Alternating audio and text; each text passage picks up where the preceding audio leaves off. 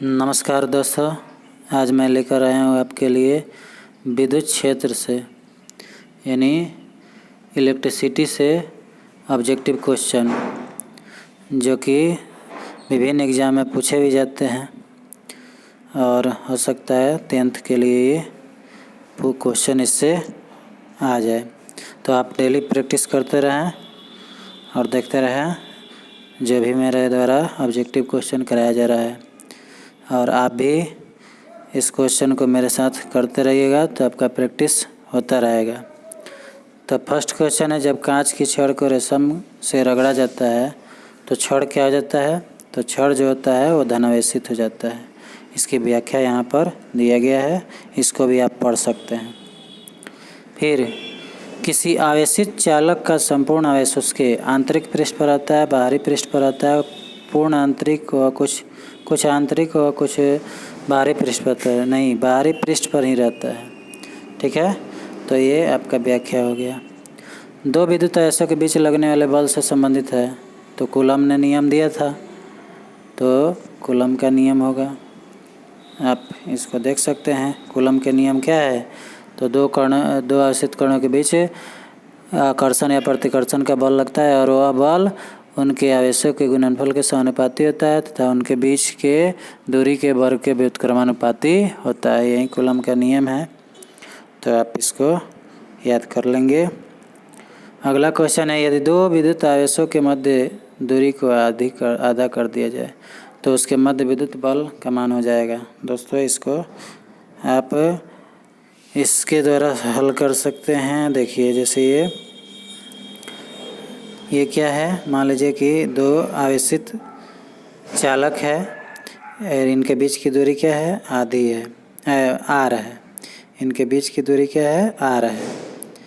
तो इस पर जो फोर्स लगेगा वो होता है F=1/4 epsilon not into Q1 Q2 by R²। ठीक है, लेकिन वहीं आधी कर दी जाए यानी R/2 कर दी जाए। इसको क्या कर दिया जाए? R/2 कर दिया जाए। तो इस स्थिति में ये हो जाएगा 1/4 epsilon not into Q1 Q2 by R/2 का होल स्क्वायर। तो R/2 का होल स्क्वायर यानी ये हो जाएगा 1/4 एप्सिलॉन नॉट इंटू, ये 4 हो जाएगा और 4 जाके ऊपर चला जाएगा, तो 4 इंटू फिर Q1 Q2 बाई R², यानी ये 4 गुना जो है हो जाता है। तो इस तरह से 4 गुनी ये आंसर हो जाएगी। अगला क्वेश्चन समान आवेशों में होता है, तो ये प्रॉपर्टी होता है कि समान आवेश एक दूसरे को विकर्षित करते हैं या प्रतिकर्षित करते हैं, यानी क्या करते हैं? रिपेल करते हैं। तो इस तरह से प्रतिकर्षण होता है समान आवेशों में और असमान आवेशों में आकर्षण होता है।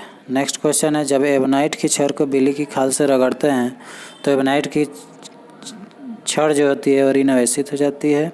इसकी व्याख्या यहाँ दिया है। वस्तुओं का आवेशन किसके स्थानांतरण के फलस्वरूप होता है? तो दोस्तों, आवेश के रूप में इलेक्ट्रॉन जो है स्थानांतरित होता है, तो इलेक्ट्रॉन के स्थानांतरण को ही आवेशन कहा जाता है। तो इलेक्ट्रॉन का स्थानांतरण होता है। आप कार में जा रहे हैं, यदि आप आसमान से बिजली गिरने वाली हो तो सुरक्षित रहने के लिए क्या करेंगे? तो कार की खिड़कियां बंद कर लेंगे, सिंपल है। तो दो स्थिर आवेशों के बीच लगने वाला बल उनकी मात्राओं के गुणनफल के अनुक्रमानुपाती तथा उनके बीच की दूरी के वर्ग के व्युत्क्रमानुपाती, जो अभी हम नियम बोले हैं, इससे क्वेश्चन देखिए आ गया है।